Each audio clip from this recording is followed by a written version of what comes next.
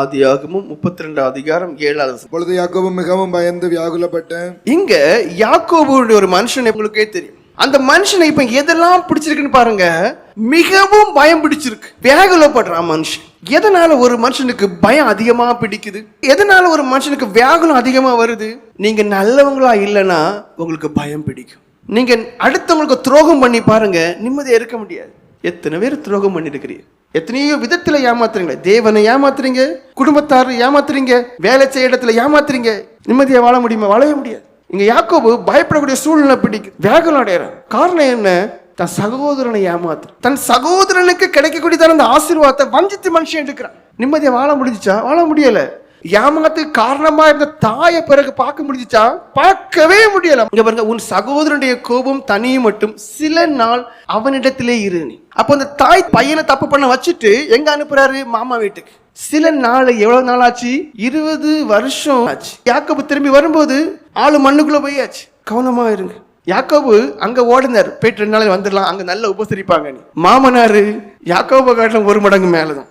20 வருஷம் ஏமாத்துக்கு மேல ஏமாத்து. ஆதியாகமம் 31 அதிகாரம் 41. இந்த 20 வருஷ காலம் உம்முடைய வீட்டில இருந்தேன். 14 வருஷம் உம்முடைய 2 குமாரத்திகளுக்காகவும் 6 வருஷம் உம்முடைய மந்தைக்காகவும் உம்மிடத்தில் சேவித்தேன். 20 வருஷம். அதுலயும் சம்பளம் எப்படி? 10 முறை மாத்தினாரு. யாக்கோபுக்கு போதும் போதும் ஆகி போனார். நினைச்சாரு மாமா வீட்டுக்கு போனா நம்மள ராஜா மாதிரி வச்சிருப்பாரு. ஆனா உண்மையிலேயே ராஜா மாதிரி ஆண்டவர் வைக்க செய்திருப்பாரு. ஏமாத்தவங்க போயிருந்தான். ஏன்னா பிறகு பிந்தி வரும்போது லாபான் யாக்கோப இழுத்துட்டு போகலான்னு பார்த்தான். தேவன் எச்சரித்தார். அப்போ அதே தேவன் 20 வருஷம் யாக்கோபு ஏமாத்தப்படுறதுக்கு மேல ஏமாத்தப்படும் போது எங்க போனாரு? ஏசாவுக்கு வலி கொடுத்தாலா நீ வலி அனுபவி, ஏசாவுக்கு வேதனை கொடுத்தால நீ வேதனை அனுபவி. நீ யாரா வந்திருப்பா? நீ பிற்காலத்துல நான் யாக்கோபின் தேவன் எல்லாம் சொல்லுவேன், அதெல்லாம் அவருக்கு முன்னாடியே தெரியும். ஆனா நீதி உள்ள தேவன். கொஞ்சம் தேவன் உள்ளவங்களா இருங்கய்யா. உங்களுக்கு தேவன் ஆசீர்வாதம் தருவேன்னு சொன்னா அது ஒரு மனுஷனும் எடுக்க முடியாது. அதை வேற விதத்துல ஆண்டவர் தருவார். ஆனா அடுத்தவங்களுக்குள்ளதை ஏமாற்றி வாங்குறீங்களா, அது நிலை நிற்கவே செய்யாது. அதுக்கு நீங்க தண்டனை அனுபவிச்சுதான். ஆசீர்வாதம் சொல்லும் போது நீங்க குறுக்கு வழியை ஒரு காலமும் எதிர்பார்க்காதுங்க.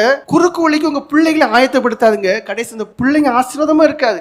அத பிள்ளைங்க கூட நீங்க எல்லாவற்றையும் அனுபவிக்கவும் முடியாது. இங்க யாக்கோபு இவ்வளவு தப்பம் பண்ணினாரு. அங்க போய் ஒரே ஒரு மனைவிக்காகத்தான் 14 வருஷம் உழைச்சார். அந்த மனைவி கூட தான் வாழ்ற வரைக்கும் வாழ முடிஞ்சுச்சா? வாழ முடியல. திரும்பி வந்துட்டு இருக்கும் போது மனைவி வழியிலே சாவுது. ஒருத்தனை தான் நீ ஏமாத்தினா உன் வாழ்க்கையில அடி. இப்போ 400 பேரோட கூட ஏசா எதிர்கொண்டு வருது. வர்றதை பார்த்தோம்னா இப்ப யாக்கோபுக்கு என்ன ஆகி போச்சு? பயம் அதிகமாகி போச்சு, வேகுலம் அதிகமாகி போச்சு.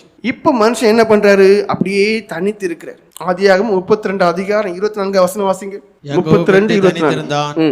அப்பொழுது ஒரு புருஷன் இதுவரைக்கும் நம்ம பார்த்தது ஏமாத்தக்கூடிய யாக்கோபு. இதுவரைக்கும் அந்த மனுஷனுக்கு தலையில என்ன இருந்துச்சுன்னா தேவ கோபம் இருந்துச்சு. இப்போ அந்த மனுஷனுடைய வாழ்க்கை மாறுது. எப்ப மாறுது தெரியுமா? தனித்து இருந்து தன் நிலைமை எல்லாம் அந்த மனுஷன் அறிக்கை பண்ற. ஆண்டவரே, நான் இப்படி எல்லாம் ஏமாத்துறேன், எனக்கு மன்னிப்பு தார ஆண்டவரே.